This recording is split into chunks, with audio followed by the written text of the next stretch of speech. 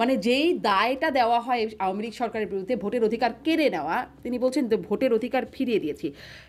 আপনি কি বলবেন? মানুষের, জনগণের রাজনীতিকে আপনি শুনেছেন, মানুষের কাছে দেখেছেন ভোটগুলো কেমন হয়েছে। আসলে ভোটের অধিকার কি আওয়ামী লীগ সরকার ফিরিয়ে দিয়েছে না কেড়ে নিয়েছে? আমাকে 4টি মামলা দেওয়া হলো 1 নম্বর আসামি করে, এবং তার মধ্যে 3টি হত্যা মামলা। যে সময়টিতে আমি আসলে একটি বিদেশি দূতাবাসে ছিলাম একটা মিটিং এ, আমার কাছে ভিডিও ফুটেজ আছে, আমার কাছে কল রেকর্ড আছে, আমার কাছে আহ, যে এম্বাসি তার চিঠি আছে। যে আরও কি কিছু করার ছিল? আরও শক্তি প্রয়োগ করলে কি আসলে শেখ হাসিনা থাকতে পারতেন?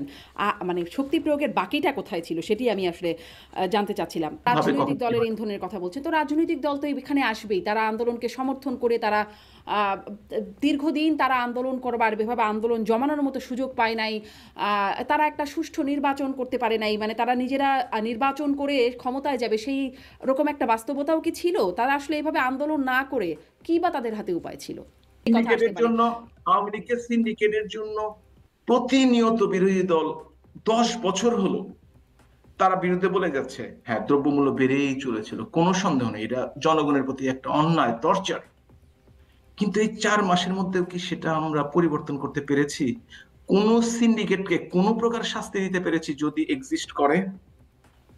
মানে এই হত্যাকাণ্ডের দায়গুলো আসলে আওয়ামী লীগ নিজেদের মধ্যে আপনাদের আলোচনায় কি মনে হয়, কিভাবে আপনারা এই হত্যাকাণ্ডের দায় অস্বীকার করেন এবং দায়টি ঠেলে ডক্টর ইউনূসের উপর দিতে চান? বড় অঙ্কের টাকাটা পাচার হয়ে গেছে আওয়ামী লীগের আমলে, এই সরকারের আমলে তো সেই পাচারটা হচ্ছে না। ব্যাংকগুলো বসে যাওয়ার কারণ, সেই দায়টাও কি আওয়ামী লীগ এড়াতে পারে? আওয়ামী লীগ সরকারের কথা বলছি। 4 মাস চলে গেছে, এত গোপনীয় চুক্তির কথা বলছেন, আজকে পর্যন্ত কি কোনো গোপনীয় চুক্তি আলোর মুখ দেখেছে? ডিবির হারুনুর রশিদ, তিনি একটা সাক্ষাৎকারে বলছেন যে স্বরাষ্ট্রমন্ত্রীর বাসায় প্রতিটি সন্ধ্যায় কোর কমিটির বৈঠক হতো। সেই কোর কমিটির স্বরাষ্ট্রমন্ত্রী, স্বরাষ্ট্র সচিব, ডিজিএফআই, এনএসআই